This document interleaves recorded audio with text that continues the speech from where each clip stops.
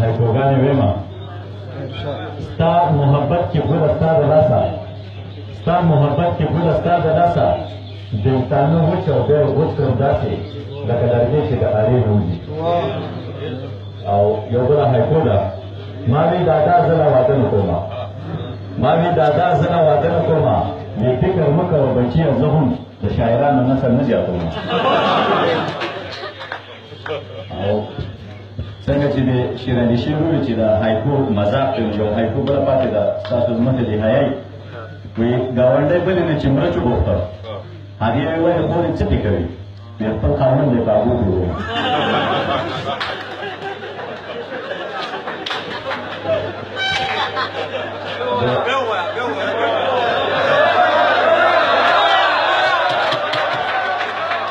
ګاونډی بلې نه چې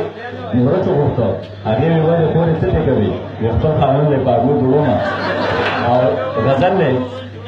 وایي ترس په چا باندې په کار دی او په چا کېږي د اظهارالله شاهین دا طرحه راکړې وه ترس په چا باندې په کار دی او په چا کېږي پوښتنه وروره هم په ما او هم په تا کېږي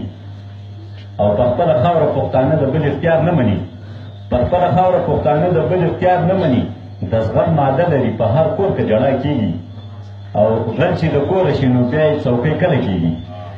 غل چې د کوره شي نو بیا یې څوکۍ کله کېږي خو خامخا به بیا د دغه کور غلا کېږي او چې سادهګان پښتانه یو بل د سرونه مات کړي استاد صاحب خصوصي ستاسو نه بخښنه غواړم چې سادهګان پښتانه یو بل د سرونه مات کړي نو دغه کار خو به د کلي په مولا کېږي او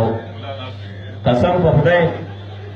په خدای دا ډېر ښایسته بنده چې وینم کله د زړه درزا مې شي سیوا اثر په ما کېږي او اخري شعر خپل مور ته ډاډی کوم چې ستا په وینو رازلمی شومه غالب به یمه چې ستا په وینو رازلمی شومه غالب به یمه ما ته چې مور ستا په هر وخت کې دوا کېږي او یو لنډ غزل بل ویمه زما په سر که د ابۍ که د بابا جوړه ده زما په سر که د ابۍ که د بابا جوړه ده زما خو هم صرف د هغو په سر دنیا جوړه ده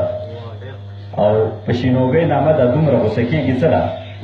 په شینوګۍ نامه د دومره غوسه کېږي څه ده او قمقلې ستا خو په دې شنو سترګو ښکلا جوړه ده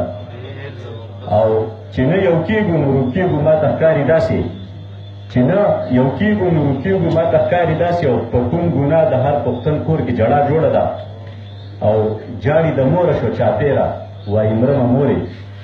جاړي د موره شو چاپېره وایي مرمه مورې او بهر جرګه ما سپره غواړي دا سلا جوړه ده او